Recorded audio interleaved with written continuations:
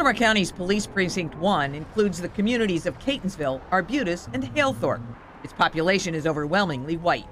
But black people, despite making up just a fraction of the population, were almost twice as likely as white people to be pulled over by police for a traffic stop, according to our analysis of traffic stops in 1 month of 2014.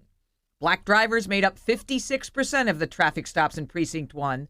Black people make up just 15% of the population. It really should not look like that, and that's what we've been feeling all along, and that's what we've been hearing, and we wonder why that is. Tony Fugit is president of the Baltimore County NAACP. A similar imbalance is seen in Baltimore County's Precinct 7, which includes Timonium, Cockeysville, and northern Baltimore County.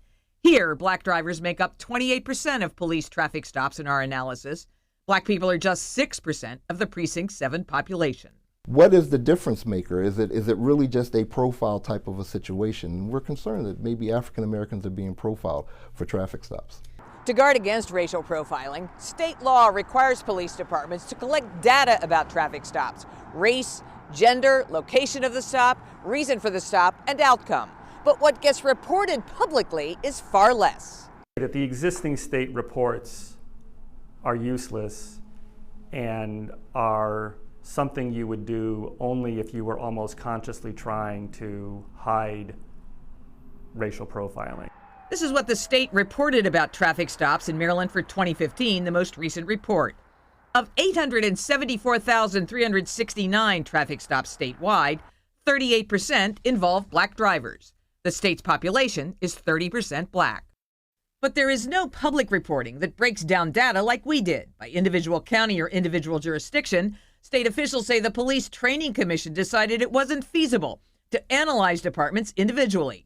So the data in our analysis in Baltimore County, which suggests disproportionate numbers of black drivers being stopped, isn't reported at all. That has been our battle for years, in that what people want to do is look at the Baltimore metropolitan area as opposed to shining a light specifically on Baltimore County. We asked for an interview with County Police Chief Jim Johnson. The response: he wants us to respectfully decline an on-camera interview, a spokesperson said.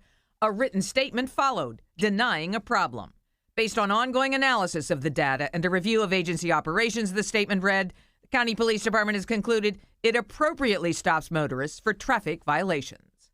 State law makes no requirement that police report investigatory stops, such as looking for a suspect in a crime. The ACLU says that type of stop may be more prone to racial targeting.